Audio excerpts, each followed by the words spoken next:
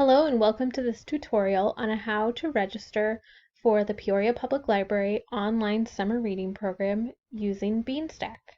The web address is peoriapubliclibrary.beanstack.org, and you will see this big logo when you get to that site. I'm going to show you some of the features on the landing page here, and then we'll register. You'll see the dates of the summer reading program, June 1st to July 18th.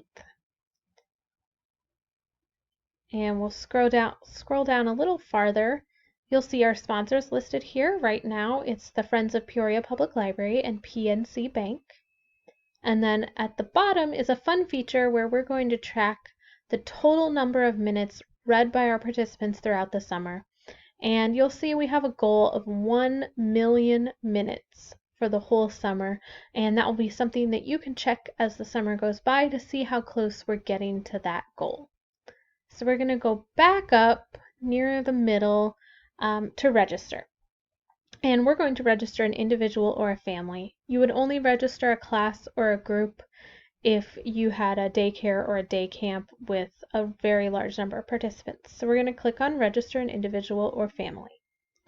It asks if you've previously used Beanstack to participate in a reading challenge.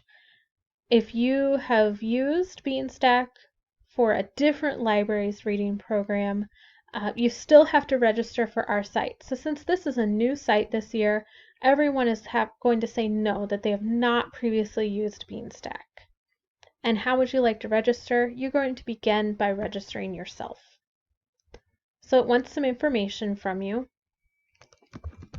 And we are going to register Jane Doe. And it wants an email address or a phone number. We've made the phone number a required field. Email address we would also like, but we're not going to require that you give it to us. We just need to know, as this reminder up here says, if you won a prize drawing at some point during our program, we want to be able to contact you. So that's why we're asking for that information. And then we want a password, and this will just be how you access the site for your account. We want to know your primary branch, just like we would for our regular summer reading program before we've gone virtual. And you also see a virtual branch listed there along with all our physical branches. The virtual branch is primarily for people who are outside of Peoria and maybe are just participating in our program for the first time but haven't actually been to any of our locations. So we're going to say our branch is the main library, and then it asks how old you are.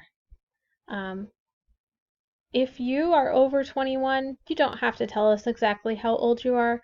You can just say 21 plus. Then we want to know if you have a library card, and your options are yes, no, my card is from a different library, or no, I don't have a card. So we're going to say yes and click on next. And right away we have earned a badge. And you'll get more familiar with these badges as you participate in the program. This is your registration badge, and these are just incentives that you earn along the way as you complete goals and activities. Then asks if we want to register another adult. You could register your spouse, your parents, anyone in your household who you want to keep track of during summer reading. But we're right now going to say no, we're not registering another adult. Then it asks if you'd like to add a child, and we're going to say yes. So then it just wants some basic information about the child. And we're going to say that Susie is 4, and that yes, she does have a library card. So we're going to click next. And it wants us to select a reading challenge. Now the account creator, our Jane Doe, who we registered first, was automatically added to the summer reading challenge. You'll see that for Susie, since she's 4, it has put her in the preschool program. And the different programs, you'll see there's preschool, grade school, teen, and adult. The format is basically the same. This just allows us to more easily organize people according to age group, and that's basically just for prize drawings. So we're going to pre-register because we are doing this before June 1st, and it wants to know her grade level in the fall, and since she's 4, she's in preschool, and then it wants her school, and we're going to say other and register for the challenge. She also earns a registration badge.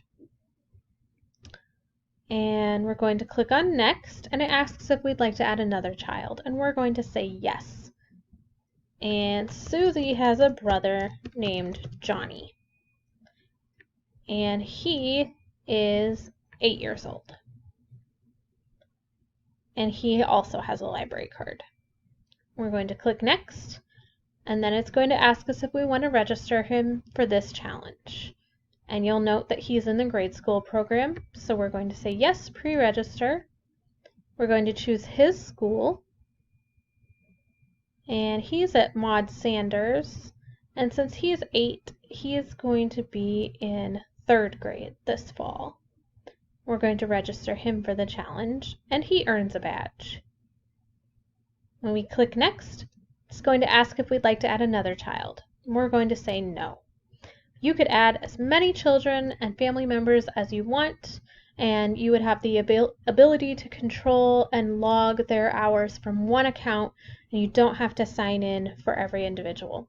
So let's click continue, and it will take us to Jane's page. Jane was the account creator, and you'll see that she is registered for the Adult Summer Reading Program. And it reminds you that if you want your logging to count towards a challenge, it must be done on or after the challenge's start date. So since it's not June 1st yet, we can't log anything yet. In order to view the pages for other readers, you go to this box, and you'll see Johnny and Susie are in there, and you can switch to their profiles and view their challenges. You'll also see you can add a reader. If you think of someone you want to add later that you didn't get everyone, you can add them there. And you can log everyone's reading right from this page. And that's how you register for Beanstack.